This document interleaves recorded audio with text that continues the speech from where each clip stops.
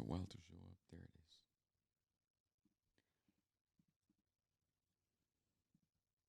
Holy crap.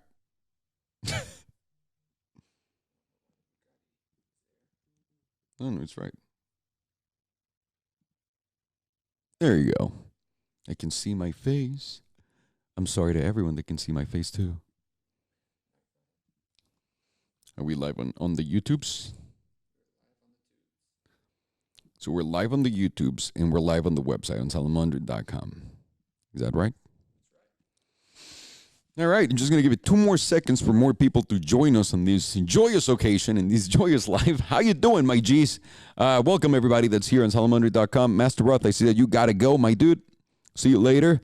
Agustin, what's up for another time? AJ the Great, what is up, my dude? Valerian, A. You always go to sleep, Valerian. Where do you live? I'm curious. You seem like Eastern European. Could that be it? I'm sorry that we're doing this so late in Europe. But, all right, we're here on YouTube. Welcome, everybody, to another episode with about... I'm going to start that all over again. And welcome, everyone, to another episode of Let's Talk About Cars. Yo, I'm here with Buddy. Hey-o. Buddy Wyrick, like Hookah says. And my name is Alejandro, and let's talk about cars. You now hit it, buddy. Hold on, let's do that again. There we go. The volume was down. It was a premature. I'm sorry. Oh boy. In today's episode of Let's Talk About Cars, we're going to talk about Season 4. We're going to talk about the new Ford GT that we just went to see to Tampa Bay. We're going to talk about some football. We're also going to talk about some car news on the news right now, even on the website. Welcome, everybody, to All Car News.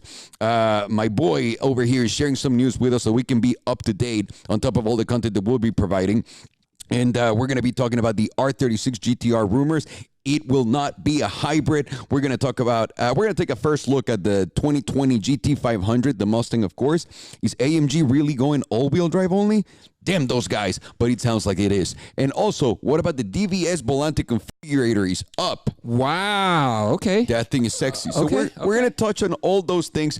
But before we do that and also get to the questions from everyone here at the community in Salomondrin.com, because, guys, you're making this podcast. We're going into you're going to be on Spotify. We're going to be on iTunes. Well, we are already, but I'm saying your question will also be there with us. Yes, sir. So let's get started.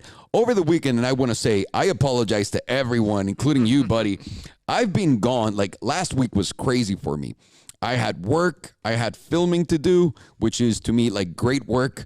And in between that, there was a lot of planes.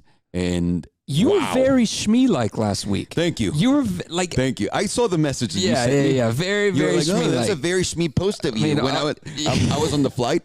Because I just feel like I'm not giving you guys enough content, but we are filming it. It's just we're trying to keep that quality high.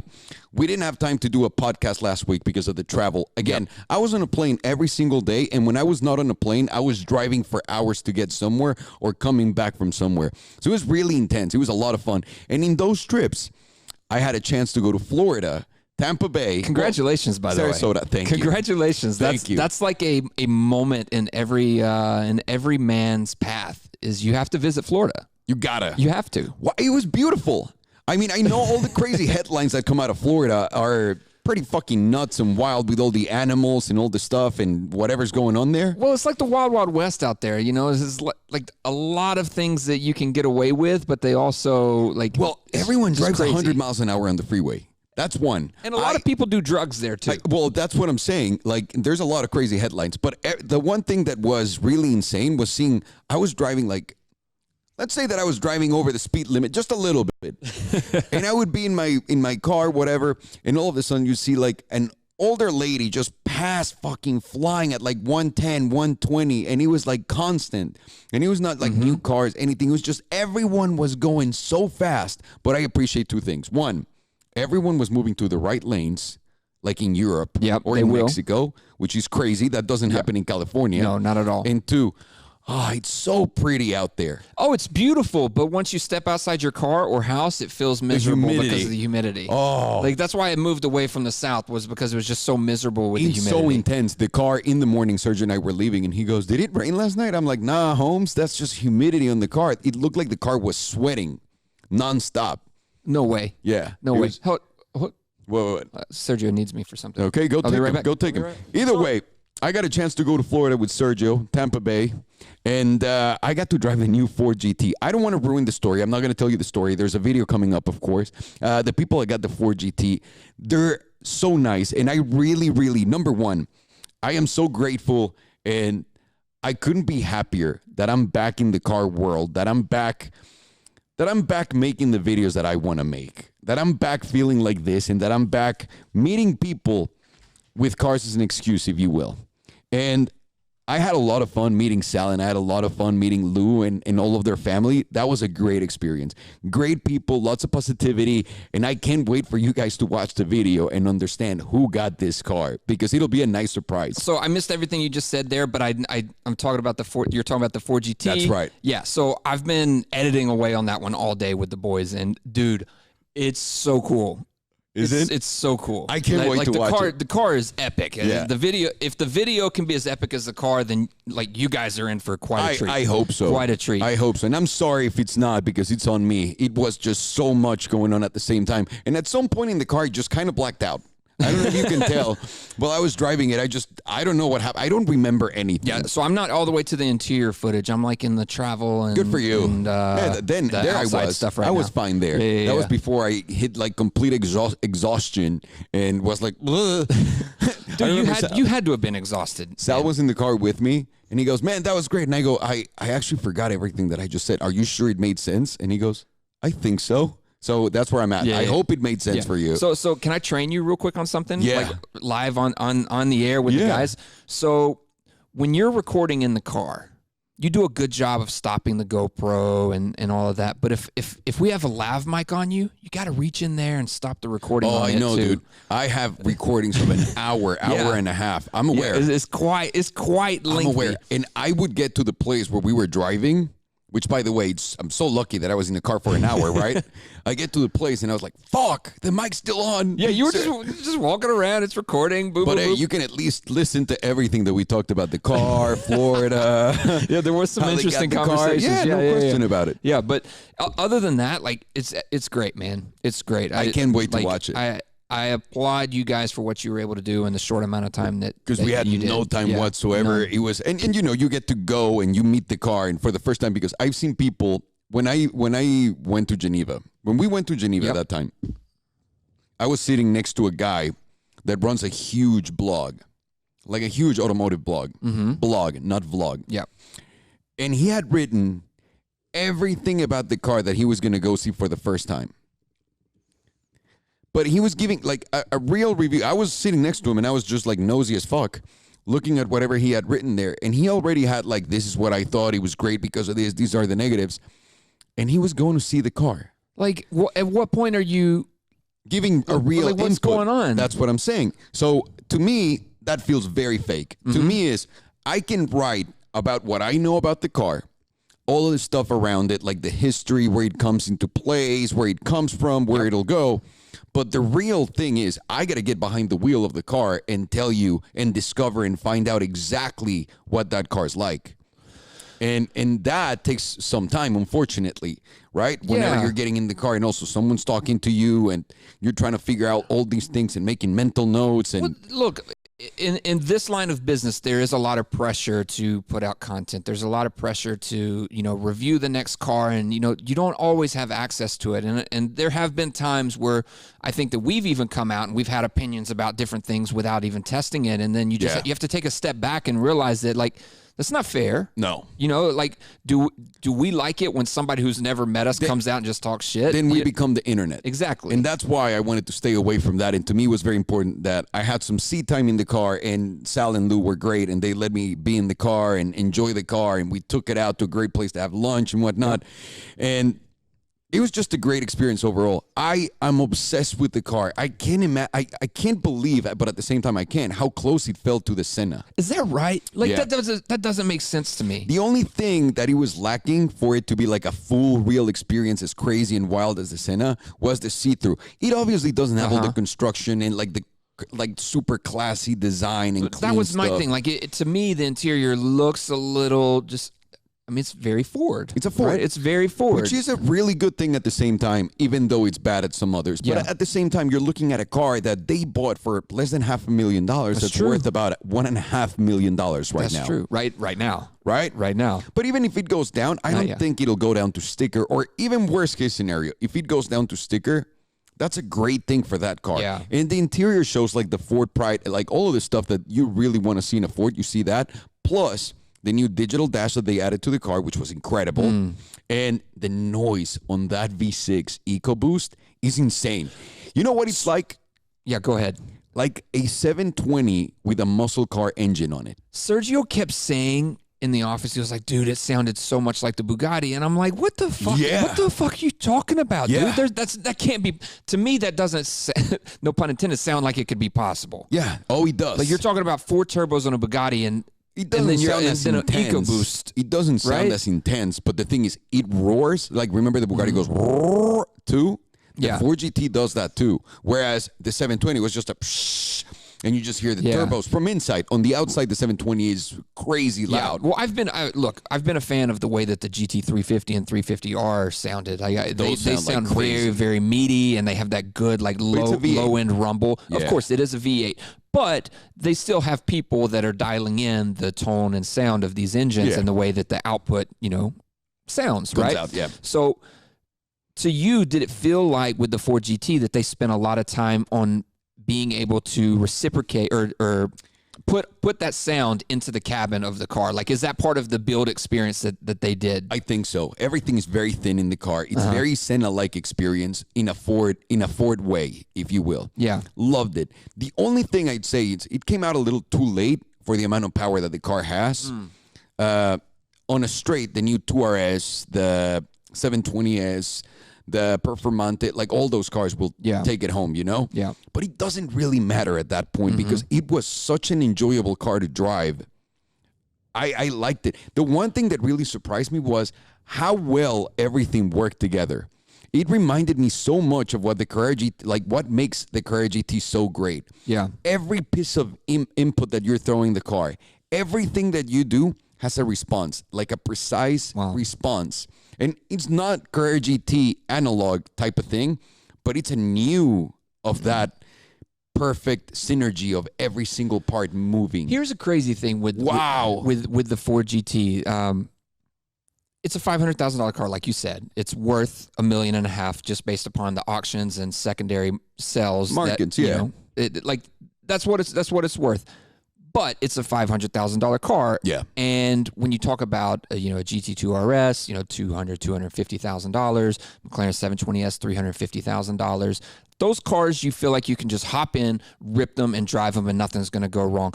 To me, looking at the Ford GT and its presence, it's very much a car that seems like you should be scared of it. No. One second with it. Like with the Senna as well, like it's a car that looks like you need to be careful with it, right? That's what it looks and feels like to me. And I think that's something that's really cool that's accomplished for a $500,000 car when you start thinking about, a McLaren Senna that's $1 million or a Ferrari LaFerrari that's $2.5-3 million. Like it falls into that category of it looks like it's valuable. Got it. And you don't want to break it. It took me a while to get to what I was saying, but it looks like it's valuable. The McLaren 720S and GT2 RS, you're like, hell yeah, I'm about to rip this up. It's okay. Yeah. This one, it looks like special. Don't fuck it up. Yeah, like special. Right? Like you want to be careful, but at the same time, the car took like an incredible amount. I'm not going to say an incredible amount of punishment, but on the streets, when you go up and down and like hit it, whatever, he was perfectly solid. He was very solid. The seats were incredibly comfortable for what they were. Those are Ford seats. But they were pretty seats. good. Ford makes some comfortable seats. They were pretty good. Us Americans, we have big asses. Yeah. We need comfortable seats. Visibility was great. The noise was great. The only thing that was really, really bad was the AC. Really? It just doesn't come out cool at all. At all. Like, and I like pressed the AC button on and off like many times, and I went through all the switches. I don't know how many Ford GT owners actually watch the channel, but if you are and that drive the car, I would be interested to know, like, is that a common thing in your Ford GT, or is this just a one-off with this particular one that you guys tried? I want to know. But listen, the overall experience in it, loved it. The size of the car is humongous. Yeah, the car is huge, but it doesn't feel like it when you're driving it. The steering wheel. And that's what I wanted to ask you about, was the steering wheel, because it feels McLaren-like. Really? Yeah. And the faster you're going, the harder it gets, because there's so many air ducts in that car that's everything that it is. Yep. So at all times, depending on what speed you're going, the car will adjust according to that, and it's bananas. Forget about when you drop it into race mode, which is so cool. Yeah, it does look really cool. The car becomes it feels like a big go-kart. You know how go-karts have a heavy steering wheel? Just like that. I really liked it. Oh, what kind of steering does it have in it? It's regular electric power steering. Electric power steering. Yeah, it does. It's not hydraulic. That's crazy. It's not hydraulic. That's crazy. Yeah. And even then, they give you like really good feedback. It's kind of like what McLaren's doing. The gearbox was insane. Insane. I couldn't believe it. The car never overheated. We were sitting in traffic a bunch. It was perfectly fine. And the brakes were so legit, like a regular car. You know, in the 720, you got to press all the way in. Brembo brakes, right? Yeah. It was just easy, man. Yeah.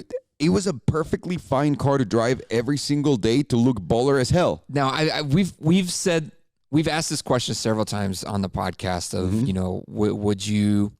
would you rather this car stay an automatic or be a manual? Like, what about that car as a manual? No. Don't waste your time. No. It's meant to really put you on the edge, and you just got to drive as fast as you, because it's a speed machine. You're not supposed to get it in a manual if you really want to squeeze everything out of it. Of course. You know what I mean? And that car goes perfectly with that gearbox that it has. It doesn't have to have a manual gearbox. It doesn't need it. There's some play in other cars, like if Horatio decided to make a Wyra that's a manual, that'd be fun. That'd be really, really fun. But in this car is just strictly for speed, and it feels like it, and you're sitting in it, and just by sitting in it, you feel like it. Well, all of the race cars now, they're all paddle shifters. It's been that way for a while, and that's the trickle-down effect of technology and what we continue to see. Now, is there anything in the car that you were just completely surprised about, like a feature or something that you weren't aware of? Like, was there anything in there that kind of caught you off guard that maybe someone hasn't reviewed? No. I think mostly was how well put together the car was. I couldn't believe how well and how balanced everything worked in harmony with each other. I just couldn't, because it's a Ford. Whether you like it or not, that's not the company that's going to make a car like that. Of course, it's mass manufacturing, and they're just pumping shit out. Like, I mean, we talked about that with some other friends of ours with their Ford GT. Like, they couldn't drive it for 6 weeks because the paint hasn't cured yet, because it literally rolled off the assembly line 2 days ago. And for example, their paint job, do you remember the Weekend Speed one? Yeah. Identical. Really? Identical. What they call it, liquid red? Liquid red. And it's got like a triple layer of red. And depending on where the sun's hitting it, you see it cherry in some areas, dark in some areas. It's so beautiful. A nice red wine. Yeah. I love that. I really, really enjoy that car. So now in season 4, we've experienced the Bugatti. Yeah. We've hung out with Supercar Blondie. Yeah. Did the IndyCar thing, and now the Ford GT. So 3 out of 4 episodes were red cars. Were they? Oh yeah, the Bugatti, the IndyCar, and now the Ford GT. It's kind of weird, right? Yeah, that is really weird. I don't know. Weird coincidences like that just pop in my head, and I didn't know if red is the color of the season. Red's in. I think it's going to be it. Interesting. I'm looking at an SVJ right now, and it's red for us to take out. How weird is that? Now that you're saying this, it's kind of freaking me out in a good way. Yeah, I know where a red one is. Like in my Did you see the picture I sent you the other day on WhatsApp? I'm sorry, guys. This is like an inside. Which one? There was a red one at a shop the other day. a red SVJ at a shop the other day. No, no. Oh, in LA. But you understand what I'm saying, right? Exactly. But it's a red one. It's crazy. It's crazy what we've been going through. I had no idea. So Cole's saying 4GT or Singer, they're similar in price. Cole, what's your deal with the Singer? He's so hung up on it. I love it. I understand. Yeah. I get why. But to me, you can't make a Singer and put them in the same level, even if they're on the same price, which they're not. The Singer's more expensive. Way more expensive. But the moment you try to put one and one against each other and say, well, the 4GT does place like a special place in history, and it won Le Mans, maybe not the big category, but it won the smaller category. It's a throwback to the old 4GT racing, all of that stuff. It becomes a more compelling package. And also, it's brand new technology. It's something new to look at. What other car have you ever seen with those cuts? Now, Singer is very specific and beautiful, but they're not bringing anything to the table where you go, this is the new jet. Although I haven't driven the hypercar one. The one that they had at Pebble this past year. I'm not a fan of that one. I love it. No, love it. It's there's too many modern bits on it. I'm not a fan. I like when if I'm going with a Singer, I'm going with that Malibu edition. Yeah. Or there was another one that they just released. I think Milwaukee. I haven't There's seen a Milwaukee it. one. I haven't seen it. I'll have to look that up. Beautiful. Yeah. Beautiful. So what else was on your mind this week? I just wanted to say I'm very excited for what's coming up for season 4, honestly, and thank you everyone that's just been putting up with this and just enjoying it. It's making me really, really happy. Look, we're in a time now where we can put out quality instead of quantity. Yeah. Fuck the YouTube algorithm where you're having to put out videos every single day. Yeah. I don't want to kill myself over it. I want to enjoy it. Yeah, but it's not even.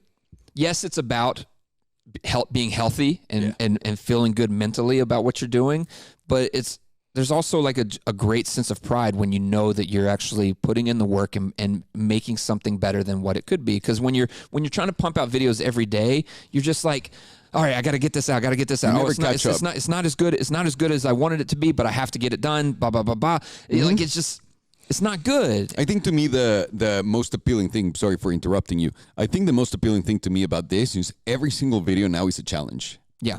Right? Absolutely. Like, it's not easy anymore. Like, we're planning on, like, it's all a new format. Even though it looks very familiar to everyone, it's all a new format. It's all a new way of doing it. It's a new approach. It's way more elaborate. It's prettier. It feels more professional, even though it's still within what we make. Yes. We're not spending money. We're not going crazy over these videos, but we're doing the best we can with what we have. Yeah. And that challenge feels so good. It does. I don't like when things feel easy. I don't like when you're just going in a monotone way, just going to places. You're getting the views. Who cares? Yeah. I don't care about that. I'm not into that. I'm not here for that anxiety that it gives you not to create. I'm here to create so that I can feel rewarded. Yeah. So that I can feel it's my outlet. It's our outlet, right? We're creating something new out of nowhere, out of thin air. We get to tell a story that relates to people, to others in a cool way through cars. That's the important part, is being able to have the opportunity to tell the story that we want, right? Yeah. Like, I don't want it to be a circle jerk or anything here and talk about how great it feels that we can do this and all that, but it does. Like, don't get caught up in the monotony of what YouTube is. Like, if you're a creator watching this, like, don't get caught up in what everybody else is doing. Create what you want to create. Yeah, don't compare yourself with others. Which to me, that was a big thing now, especially on my Instagram. I went out of my own way and didn't unfollow, but I muted like a bunch of things that I'm always like, how come and I'm not, and this. Yeah. I don't need that. Yeah. Stop comparing yourself to others. It's a completely different relationship with yourself than what others have with their own selves. And if you really truly believe and love what you're doing, it'll show. And people will appreciate it. And that's been the best thing about creating at this level. Now, let me get a little bit into the news that my man All Car News has been posting on the site, which we appreciate tremendously.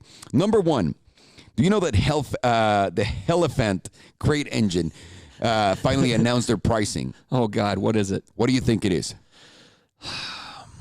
You can buy the Elephant engine, 1,000 horsepower. So it's just the engine. Just the engine. Okay, so it would be an upgrade to your charger. So it's like a new engine crate coming in, and you just drop it in. Well, you can drop it in your Charger, Challenger, or you can put it in a Raptor. You know how everyone's grabbing the Hellcat. It's basically the Hellcat engine over 1,000 horsepower. I feel like I'm overshooting the price here, but 30 grand. It's 30 grand. Really? Dead on. Yes. Dead on. $30,000. I think that's a great proposal, especially for those people like yours truly that wanted to put a car together at some point. Yeah. Why not just grab that engine and let that be the base? That's such a sexy engine. We had somebody that was building a car a couple years ago that was doing it off a pretty crazy engine. Brody Jenner was putting together his old Challenger, he was the old school one. He put the new Hellcat with a manual. Yeah. Insane. They That's have it nuts. at gas. Yeah, that one's almost done, right? It might be done. I'm not entirely sure, but that's crazy. Then the other one that I saw that he posted was the R36 GTR rumors. Everybody keeps saying that it's a hybrid, but now they've confirmed that it's not going to be a hybrid. Yeah. Well, I thought that this was going to be the last before they go hybrid of some sort. That's like this. Well, this is the last especially one. looking at the NSX, right? What he did. Everybody thought that they were going to bring it with this one for that reason, but no, they don't think that it's ready. No. They don't think that it's ready. Well, and I appreciate that. I don't think the customers are ready for that. You know what I mean? Like, it's too much power, dude. For $100,000 car. Yes, but when you start dealing with hybrid technology, then you're taking away the fun for a lot of car owners, and especially GTR owners. They love doing mods on these cars. Like, they love doing the fact that these guys are taking these GTRs and they're bumping them up for 3,000 horsepower, for $3,000, they're getting them to 1,000 horsepower. Put a little more money, they're getting 1,500 horsepower, which is way too much. That's so wild. You know what I mean? So the fact that you would be taking that away, I mean, I'm just assuming. But when you start dealing with hybrid technology, there's not really a lot that either you're going to be able to ECU tune the crap out of that computer. Yeah. And throw the power like at a monster level, or it's going to completely shut the car, right? Yeah. Because I haven't seen any NSXs that are modified. Have you? No. The new ones? No. Has anyone seen an NSX that has been modified? The new ones? I'm legit asking because I think this is important. I don't think you can modify one of those. Like the 918s, have you ever heard of anyone putting... I know Porsche is doing an upgrade on the car very soon that they're going to drop on it. More horsepower, better torque split, all that stuff. But I don't think any regular customer has grabbed one of those and changed their tune on the car or anything. But if you guys know of anything, please do let me know. Well, it's something that we talked about for a while is, when you're dealing with the hybrid technology and the electric cars, there's not a lot of people out there that are qualified to make those modifications on the cars yet. Mm-hmm. There's not. That's why Tesla is taking so long when cars go to shop. Is that there's just such a surplus of cars that need to be fixed, and there's not enough people that know how to fix them yet. That's what I'm saying. That's a big problem. It's a massive problem. You go to Volvo, for example, right? Mm-hmm. And we know about the S90, the one that has the hybrid with everything. Laporta has one of those. Yeah. The Volvo, the big one that has it's a hybrid, turbocharged, supercharged, 6-cylinder engine. Oh yeah, I mean there's several cars in that lineup that have that. Ridiculous. Yeah. What shop are you going to take that car to? And even in their own shop, they're having problem fixing them. It's getting too complex, but also the GTR boys, if they made this an electric car that just took off like crazy, an electric hybrid, I feel like they would enjoy the crap out of it. I think so too. The instant torque, that's what they want. Yeah. GTR owners don't care about anything else other than the and how fast it takes off. For the most part. I just want that car, like this new one, the R36, right? Yeah. So I want it to feel a little more stiff in the cabin. Like tighter. Like, oh yes, I want it to feel tighter. Tighter. When we took that one out, and it may have just been the one particular model that we had. It just felt a little... It's a Nissan, dude. I know. Whether you like it or not, and this is not a bash or anything, just like the 4GT, you get some Ford in it. Yeah. You're going to get a lot of Nissan in this because this is not a $500,000 Nissan. I know. In the LFA, you get a lot of Lexus in that car, like regular Lexus. Yeah. You know what I mean? And that really kills off the appeal to me. But the LC500 was solid. But it's a $100,000 car, Holmes. Yeah. It makes sense. Yeah. You know what I mean? Like you're expecting all of that Lexus in there because it's $100,000 Lexus. Yeah. Now take me above that, I'll be pissed there off. was a lot of trickle down, and I know I've said that twice today. A lot of trickle down from the LFA to the LC500, which is that's a lot of research and development that falls into that car. Well, now they're going to come out with a new LC, whatever it is. That's going to be like the new LFA, right? I hope so. Yeah, no, they are, so. which is insane. I loved when we tried that car in Seattle. Me too. That was so cool. I wish we would have driven the hybrid one because they only loaned us the regular V8, right? Oh, I forgot that they had a hybrid on that one. Yeah. I forgot. Yeah. What's the price on those now? I have no idea. I haven't looked into the LC500. I don't think there's enough of those on the street, if you will. There's not. Right? There's not a lot. Whenever I see one, I'm like, whoa, there's an LC500. They just look so cool. So on another news, while you find that, AMG is going all-wheel drive only. How insane is that? It's a rumor that they're going to be killing the rear-wheel drive cars because clearly the power plant, like the powertrain in the car, can't be handled just with a rear-wheel drive car. The all-wheel drive performance that the all-wheel drive cars here apparently are preferred by customers by 90%. So it's a customer demand. It's how well he pushes the power off the line. What?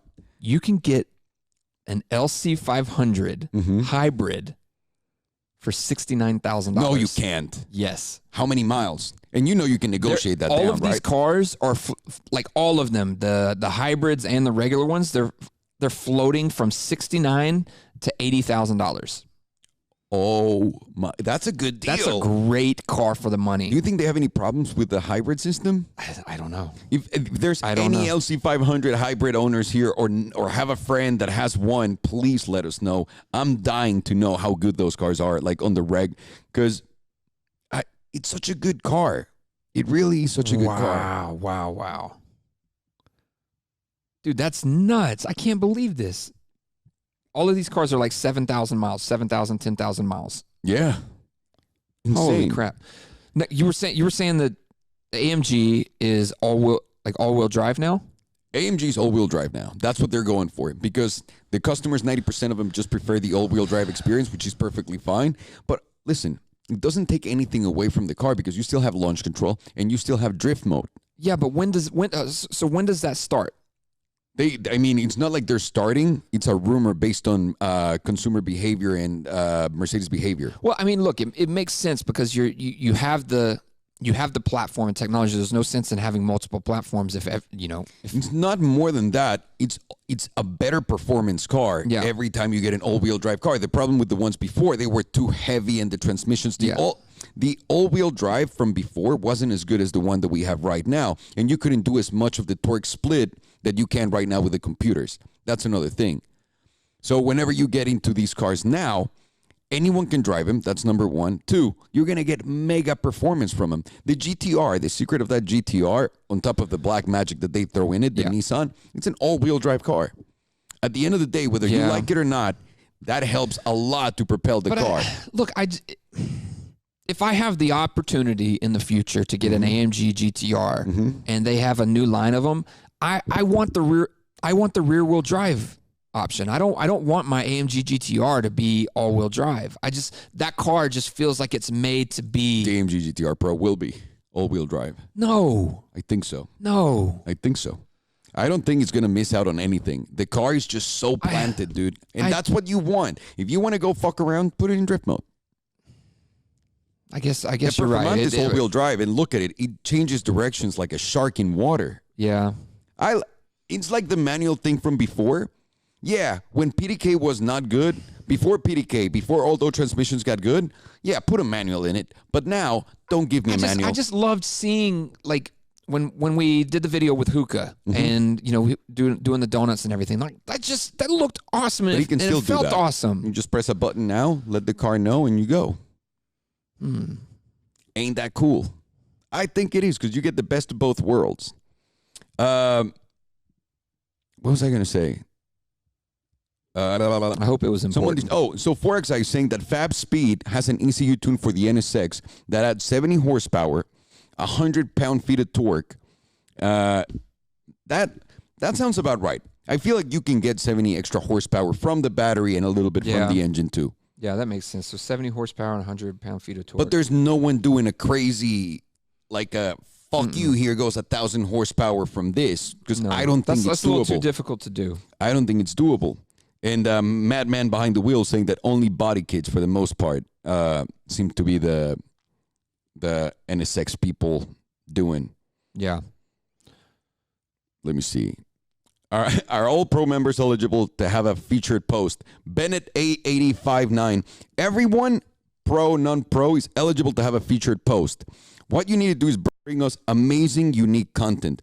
Most people here on the platform share videos from other creators. And when you're sharing videos from other creators, I try to stay away from that, because I don't want those creators who most of the time happen to be my friends or people I know thinking that I'm stealing their content and putting it on my site for views, which makes no sense. So I try to go into anything that's brand fresh content from you guys, whatever it is. So in the news world, All Car News, he was doing that on Instagram. He was compiling and doing his own little report on it. Yeah. And that's why it made sense. No, that's it's why it works perfect. with Justin. Yeah. It's perfect. I think it's a great, not only opportunity for him, but for us to see, other ways that the platform is being used and can be used. I think it's really, really great. By the way, I'm sorry. I think Kiki's is saying that GTR Pro is a rear-wheel drive car. I'm going to look it up. That's great. Still good news. Either way, the car is phenomenal. The regular one, I can't imagine what the AMG GTR Pro is going to be like. Can we talk movies a little bit? Before you talk movies, let's talk about the draft. Why, can I just say, why are the Giants committing suicide? Why? I'm trying to stay nice right now. But it's I'm not trying like to stay nice right now. For anyone that's watching, we're talking about the NFL football. American football, people. America. We're talking about the New York Giants, which is my team, sadly. That is really They brought sad. me a lot of joy in the past years, like 10 years ago. But now it's getting to the point where it's embarrassing. Yeah. And You should be embarrassed. And it's ownership. It's not everyone is blaming Gettleman. Everyone's blaming the GM. That dude's there to do what the Maras want done for their team. And he's just showing face and getting paid. Dude, y'all are terrible. Y'all are you're in such a bad position right now. We were in a horrible hole, and he just grabbed all of his strength and dug deeper. Can anyone in here explain to me why? Why? Anyone. If anyone can help me. Why are we doing this? When did we go, you know what? Never mind. We just don't want to win anything at all. It's just funny, like the Giants have become the Jets. No, the Giants have become the Browns.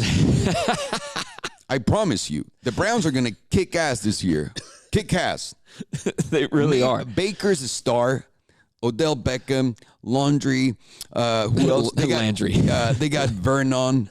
They got all of our star players. They have basically some studs. Yeah, they do. And they killed the draft as well. Like, absolutely crushed it. Why do we not want to win? Either way, you want to talk movies, just don't spoil anything for anyone with the Avengers. I'm not going to spoil anything. I promise I'm not going to spoil anything. Okay. But what I will say... Oh, he wants me to talk Game of Thrones. I'm not... Oh, no movies, no Game of Thrones. Okay. We're going to talk Endgame.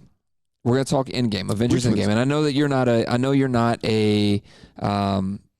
Rod told me to just get into all of these. You're not into comic movies, but you have to just spend some time and knock them out. To. Yeah. But once they combine all the superheroes into one big pile of mess, I got lost. By the way, I promise. I'm not going to give any spoilers, so you can stay tuned. You don't have to go anywhere. But Kevin Feige, he is the producer for Marvel. Yeah. He is the man in charge. He has not produced anything in Hollywood other than comics. That is it. He started with like the low-level X-Men, like when they were first coming out. I love that you call that low-level X-Men. It's $150 But million what I'm movie. saying as an associate producer, like he started at the bottom, but he got his associate producer credit because he knew so much about the comics. Yeah. Okay. 10 years later, or I guess it was. No, I mean, it's been 15, 16 2007 years. is when the movie started, and he started in 2000. So seven years later, he was running Marvel. Like 7 years later, he was running Marvel. Okay. And what he was able to pull off with all of these characters and to so beautifully put them all together. 22 movies, by the way. 22 movies in this phase 1, phase 2, and phase 3 That makes of sense. the Avengers initiative. It all ties together so perfectly. And I'm going to just let you know, one, when you go see Endgame, make sure you pee before you go in. In super long, right? It's like 3 hours long. The runtime is like 3 hours and 5-6 minutes. But when you get in there, there's like 20 or 30 minutes of, trailers, and then, you have your end credits and all of that. Yeah. So you're in there for quite some time. So go pee before you watch it. Like, please do that. But I was sobbing.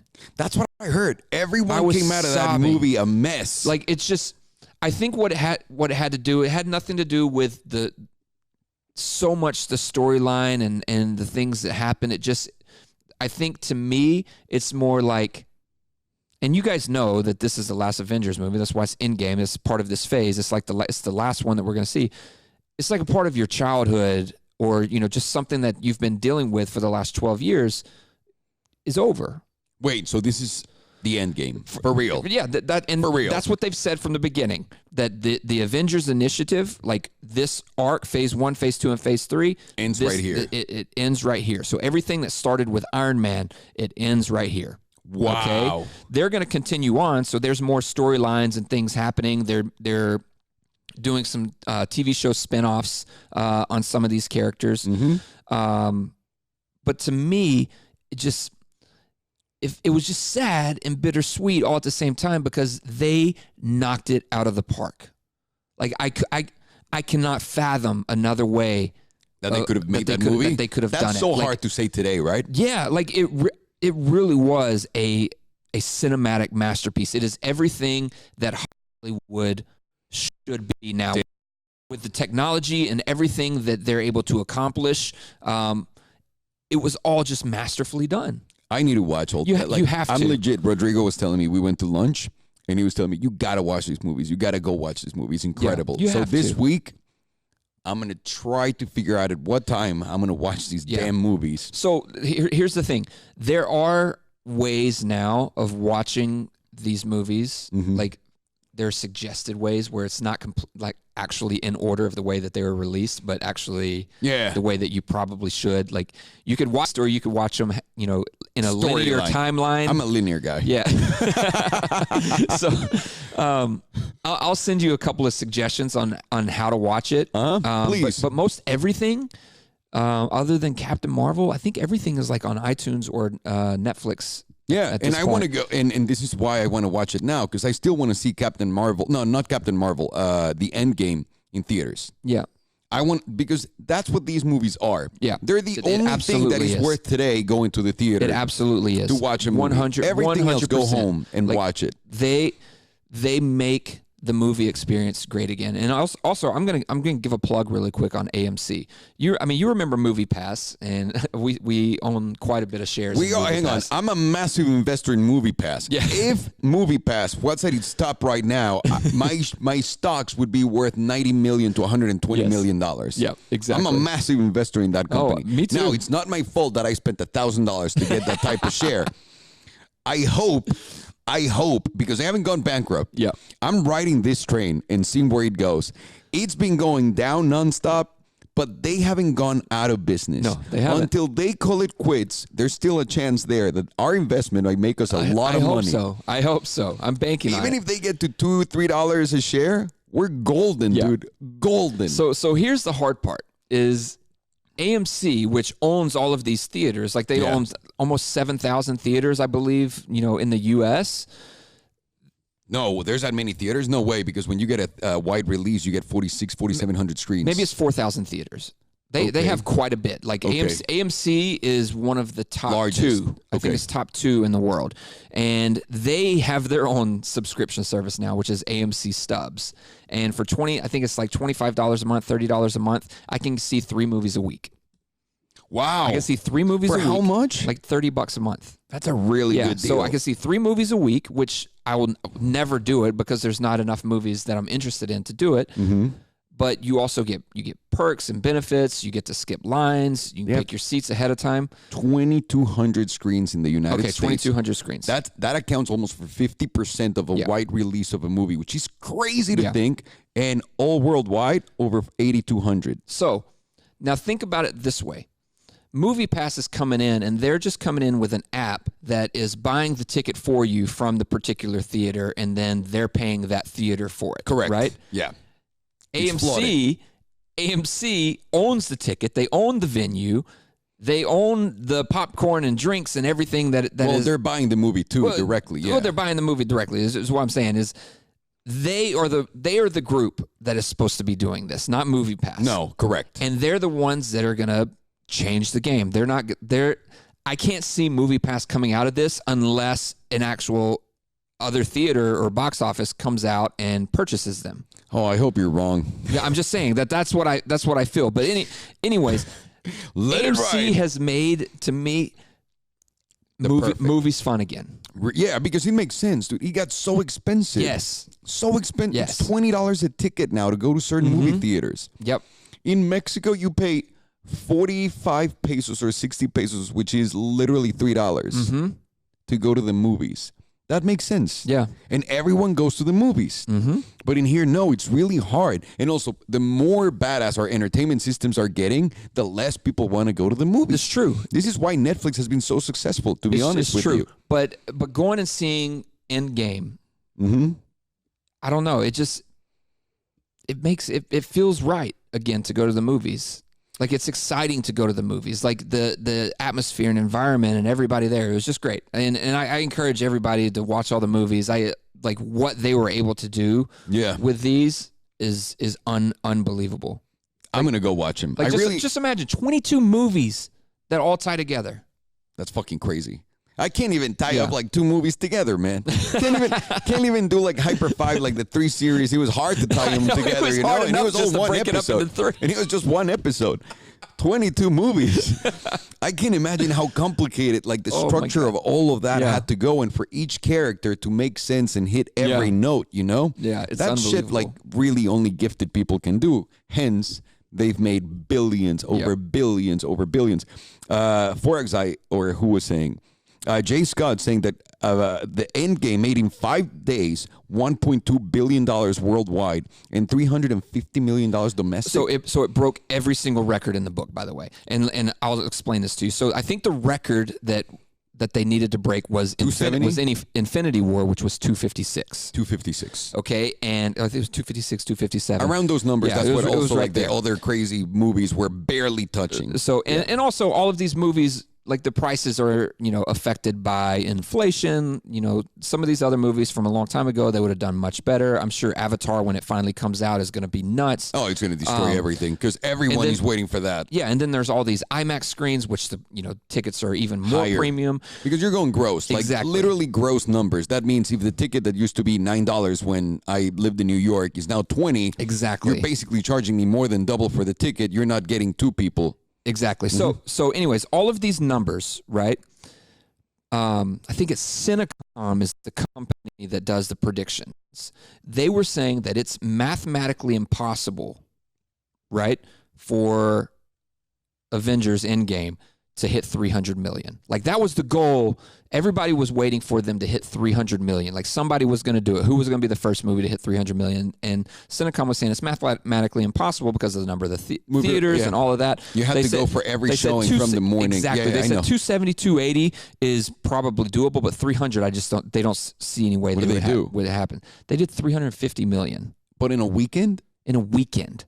No, they didn't. From Thursday to Sunday, 350 million. That's domestically.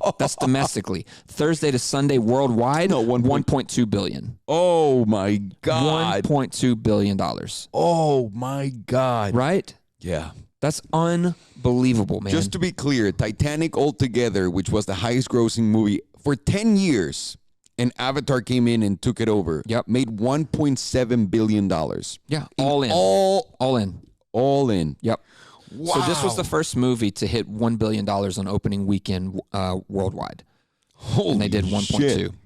let me take a break real quick to tell everyone. By the way, guys, we're going to be making the podcast and we're going to be doing these lives once a week. Oh, yeah. I'm sorry, we didn't address that before. We're going to do them once a week because we want to make sure that we bring you the best content we can with the news. I didn't have a lot of time to prepare today, but we want to start bringing guests. Whenever we're going to change it from Monday to another day, we'll let you know in advance because most likely we're going to start having guests. Yep. Right? Yep. So that's going to be... Yeah, we have the space here. We're gonna mount some of the cameras on the wall so that it's a little better. But there's a lot that's happening. You know, a lot that's happening in here. Yeah, exactly. But I just want to make sure that you guys know we're on it. We're gonna be here. Yeah. The other thing I wanted to talk before we go is Formula One. Oh, did you watch the race? I did not. Okay, so I've watched every one but this one so far. So for everyone that doesn't know, last weekend Formula One had their Grand Prix in Azerbaijan, in Baku, the capital of Azerbaijan. A lot of people don't know where that is. That is right next to Georgia, Armenia, and Iran, if you will.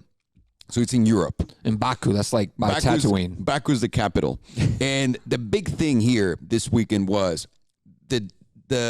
the street, because it's a street course, kind of like the Long Beach Grand Prix. Right. Didn't have enough grip. It had a lot of problems. And on top of that, they didn't put what are they called? The sewer? What do you cover the sewer with? Grate? You cover No. You grab literally, it's like this in the sewer, like one of those things, and then you open it and you can access the sewer. What are they called? I can't believe I'm blacking out. It's a manhole. It's kind of like that, but like the sewer cap, basically. Okay. And Williams, one of the drivers from Williams, was driving on top of it, and the thing got sucked into the car. What? And destroyed his car. Destroyed What? it. Destroyed the car at the bottom. The guy was like, what the fuck happened? Came out, and Charles Leclerc, before the Williams guy did it, was driving by it, barely touched it, and you could see it lifting. Wow. Right? So, the car sucks so much air to get into to get on the floor. Like, again, like Pato said, it's like an airplane upside down. Exactly. So all the suction created that. So the first qualifier, the first practice, FP1 got canceled after that because they had to change. Literally, it broke the street. Wow. So they had to clean all of that shit. Let us be clear. Who won? Again, Mercedes did it 1-2. Bottas took it home. Yep. Hamilton came in second, and Vettel came in third. It was such a good race. So the Bottas, by the way, has received, or he's gotten redemption for all of his victories this year on courses that he had. Yeah, a problem from before, right? Because the year before in Baku, he was going in like last lap, he had it, and then his tire he had a tire puncture. Wow! So he completely blew up and had nothing. But the incredible thing about this was there's a couple of highlights for me, and we're gonna make this show. I'm gonna put together tomorrow, most likely, because today it's too late. We're going to put together a little show for it where we talk about these highlights. But the number one, Charles Leclerc was coming hot, dude. He had the best lap time on qualifiers, and he ended up hitting a wall, I think, on turn 8. Yeah. Put him out, so he had to start on number 8. And another Williams car crashed on, I think, on that corner, or it could have been 9, which is ridiculous. All the problems that he had. Wow. There was someone saying, I was watching a live stream that they had, and people were saying, I'm making a petition so that Williams get the pace car instead of the Williams drivers in there. Like, it was so bad. But what really impressed me was Charles Leclerc from 8th, he ended up in 5th. Finished fifth. In 5th in that race, which impossible to pass. Yeah. Think about Long Beach on steroids with no grip. That's one. Jeez. And 2, the battle that Bottas and Hamilton had in the last 2 laps.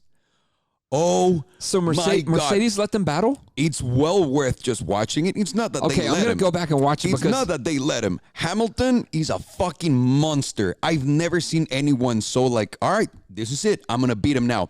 After they put a nice advantage, after they took a nice advantage over everyone, and Vettel was like probably 2 seconds behind or a second and a half behind them. I want to say Bottas was about a second and a half ahead of Hamilton. And then Hamilton was like 2 seconds ahead of Vettel. And it starts to get to the point where it's 3 laps to go. And you see that Lewis says on the radio, all right, I'm going. And then you can hear on the radio for Bottas that they're coming after him too. They're like, by the way, Lewis is coming in. He just had his fastest lap time. He just did it again. And Lewis in 2 laps cut that to 0.8 seconds. Wow. Comes to the finish line. Like they're getting, like to the last lap, they're getting right there. Hamilton makes a mistake on the last turn. And I got to tell you, Bottas ran that fucking course perfectly. He didn't make a single fucking mistake. And it was so impressive to see. While Hamilton was coming in on the last corner, it's got like a big, what are they called? It's got a big space on the right where you can go a little bit off track and you can I know what dust. you're talking about. And Bottas did it perfectly. And Hamilton came in and grabbed some dust, so he lost some traction. At that point, if he wouldn't have done that, he would have had DRS to pass Bottas at the end. So even with that, here comes Hamilton right behind him. Bottas gets really close to the Williams car, which is about to lap him. Yeah. Once you get close, you get DRS. First place. Oh, man. It was unreal seeing Hamilton's determination of like, nope, I'm going for first. I don't know. Oh, dude, he's a monster. So, wow. So to me, Hamilton is the talent. Yeah. Like Leclerc, he's the talent as well. But Hamilton is the gifted one, it's right? Experience, man. I think Leclerc needs the experience, yes, and he'll get there. No he question will. about He will. it. But in comparison with Bottas, like Hamilton is the talented one. Like he's the gifted one. Not saying that Bottas isn't, but Bottas this year seems like he is the student. Like he is the one that he has put in so much time and effort this year to be smarter, to be better. And Mercedes is truly like giving him a great car this year. He's running perfect races. He really is. He's not making mistakes. Last year, he made mistakes. This year, the guy, you can tell that he has been so studious with these tracks. And I'm excited for this, but I'm completely shocked that they let them battle it out. Even with that much of a lead. They were shitting their pants. Let me be clear about that. They were shitting their pants because it's not like they had a clean let's go at it. They were going at it. And if anything, at the beginning of the race, if you watch the start, Hamilton goes with everything he's got to take Bottas the fuck out to the second place. But Bottas' defense is so good. Yep. I mean, on wide circuits, that's the one thing I've learned from watching him. His defense is so good. I figured, because before getting on the plane from Tampa coming back, Formula One was about to start. The race was about to start, and they asked on Instagram, who do you think is going to be number one? And Bottas had qualified on number one. So I figured, great defense, as long as he runs a perfect race because he had the fastest lap time in qualifiers, he's going to do well, right? He's going to be able to hold them at first. So I put my 2 cents in. Everyone goes in, fuck you, you don't know what you're talking about. You don't know anything about Formula One, which I don't. That's fine. I don't. And when I landed, I saw that Bottas won, so I went in and I just rubbed it on everyone. I was like, who the fuck? What the fuck now, guys? I don't know shit. But I couldn't believe the persistence of Hamilton on that race. And I'm telling you, the start, just watching the start, he tried to take him out right there and then. Yeah. And Bottas was a fucking sick monster. But everybody knows that. Ran a perfect race. Everybody knows that. Like, Hamilton's weakness has always been his start. Like, he does great in qualifiers and he'll get there, but, you know, when it comes time to start the race, he's not great off of the line. That's just always been his thing. But this year, he's done much better. You know, like you were saying, I'm sure he was right there ready to pounce on him. But Bottas, he's always been great off the line. Man, that was really, really exciting. I loved every second of it. Cole says, greatest Hamilton, Lewis or Alexander? Oh, my God. Either way, I think we're going to leave it with that. There's exciting. A new Formula One show coming tomorrow. I got to finish the 4GT video. We all got to finish the 4GT video. And we'll see you guys later. Thank you, everyone, that joined us in this another episode of Let's Talk About Cars. You'll see some 4, baby. Let's get it.